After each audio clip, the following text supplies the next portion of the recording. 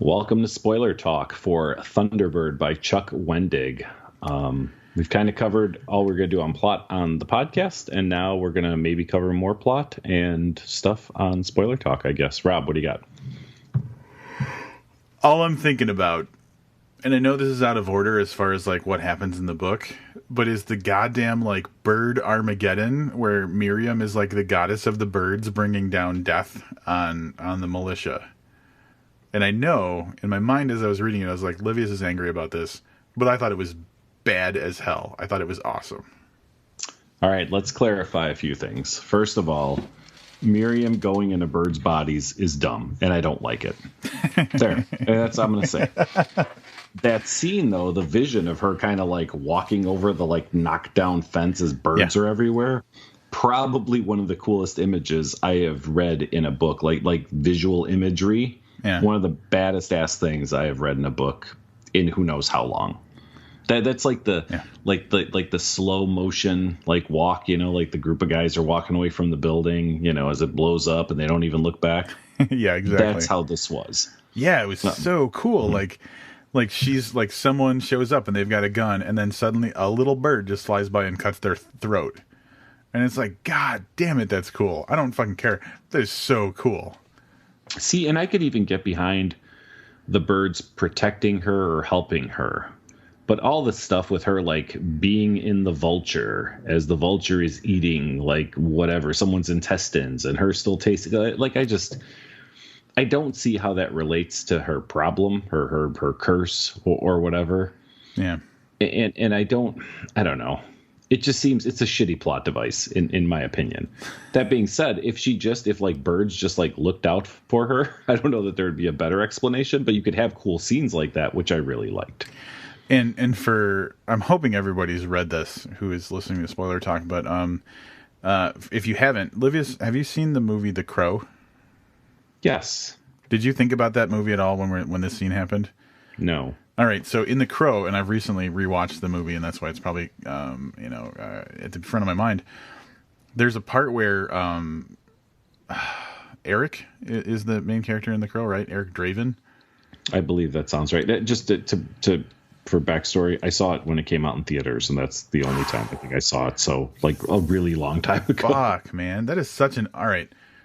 Just you're not a rewatcher. I was gonna say watch it again, but I know you're not a rewatcher.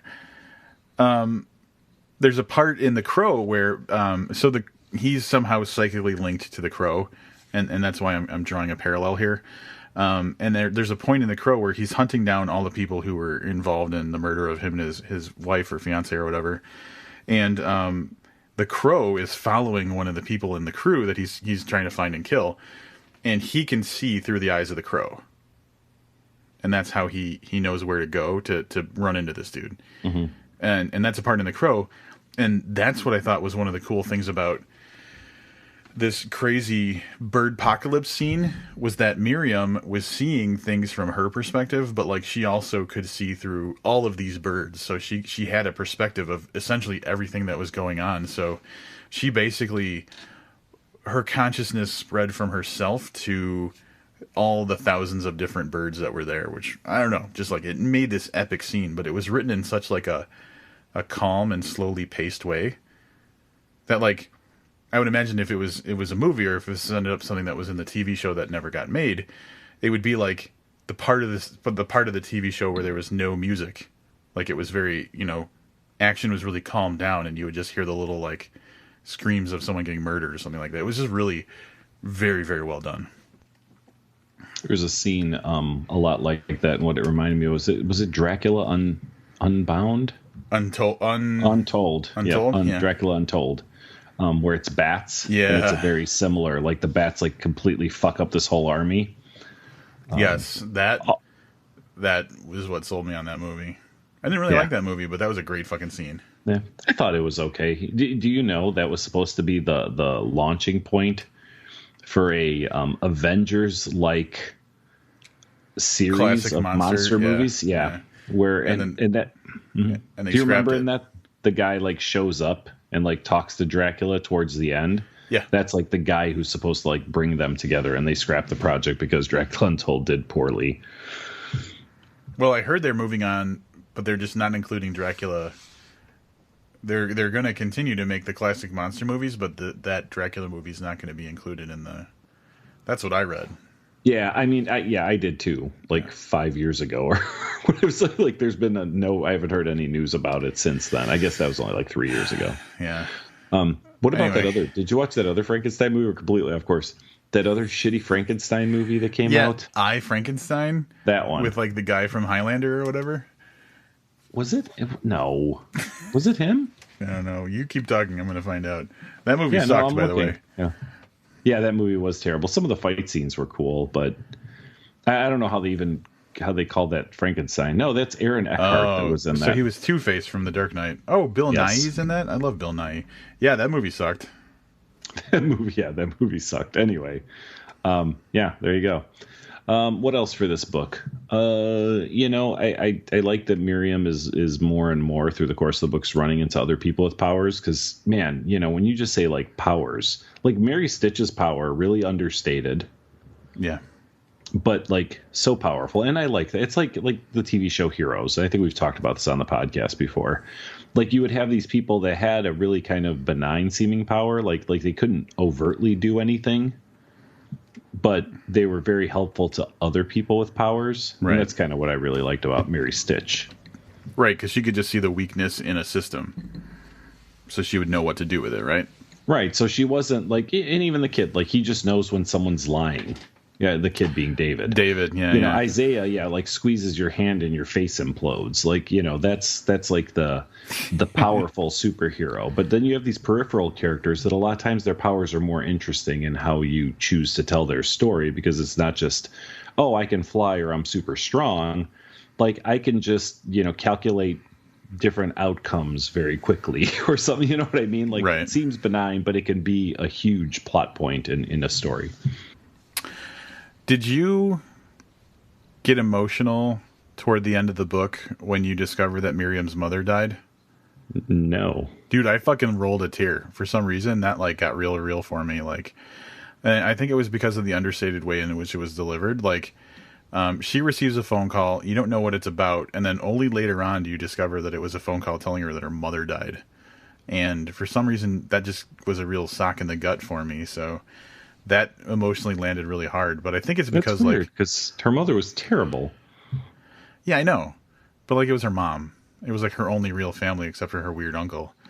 I don't know, but there was more interaction with her mom through the trespasser in this one too, I believe, right? Yeah. So she's definitely, again, I feel like the trespasser is her way of dealing with the difficult relationships she has in her life, or the things that she just can't handle. But yeah, the mom dying really affected me. That's interesting. Yeah. Do you want to talk about the end? The twist? Yeah. The reveal? Yeah. Yeah. You take it. So, end of the story. Anybody who's listening to this hopefully has read this book. If not, you're going to find out the real big twist ending. So, throughout the entire series, starting with the first book, Lewis, the truck driver, has been a significant person to Miriam. He's basically the catalyst in the first book where she finds out, he gives her a ride somewhere, she sees that he's going to die, calling out her name. She wants to fix it. Shit goes crazy. So he's been along for the entire ride, and he actually is crucial in saving the day, because Gabby finds him and says, hey, Miriam's in the shit, let's go save her. Comes out and helps save her. But he's engaged to be married to, I think her name's Samantha, she doesn't matter. And Miriam dodges meeting the fiance until the very end of the book, when, it's definitely after the climax, and it's just kind of like the falling action, everything's all done. And Louis kind of corners her into like, hey, we're in town, I want you to meet my fiance. And there's that crucial moment where they shake hands, and Miriam sees how she dies. And she's dying, basically being drowned in a bathtub by Louis.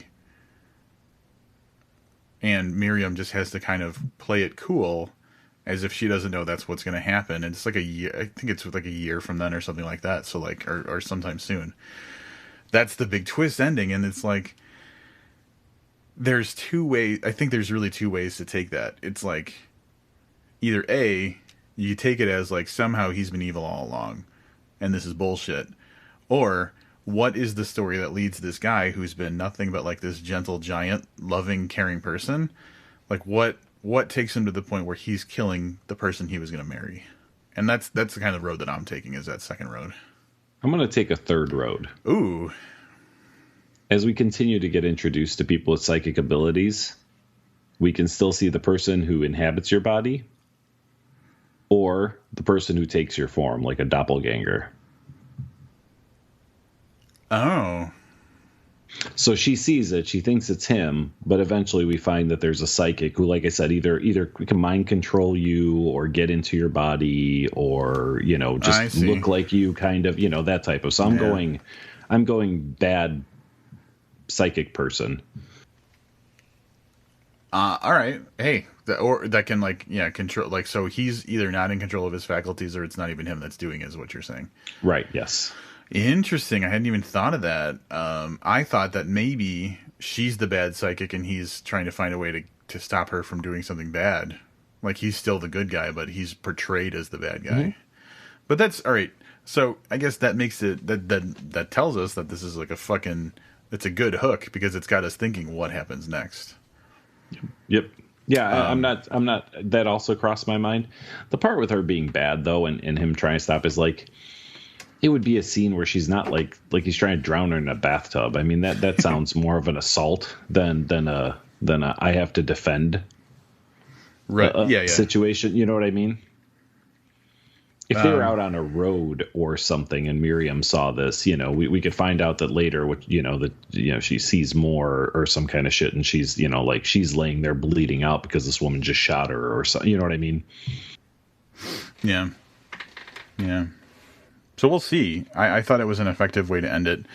Immediately, I was like, "Oh, Livy's just gonna call bullshit on this." But I think we don't have to wait too much longer. 2018, right? For the next one, or maybe later this year. I'm not sure because I didn't actually know it was planned out to 6 either. So Wendig has 2 more books in the Miriam Black series planned.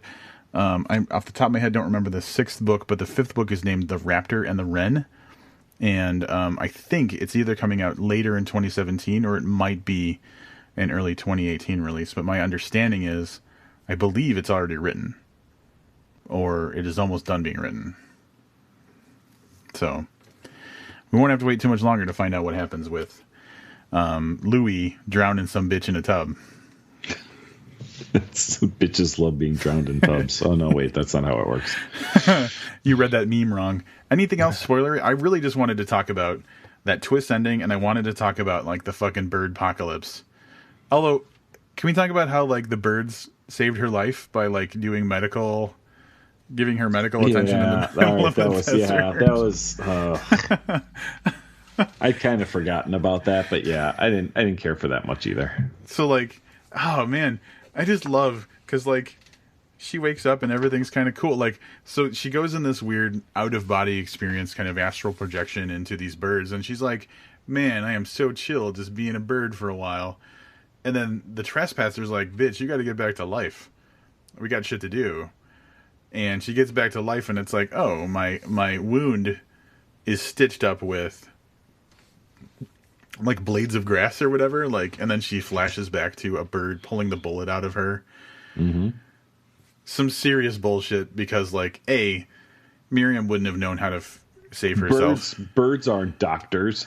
Birds have never gone to medical school. There's never been a bird that's gone to medical school, so the bird wouldn't know.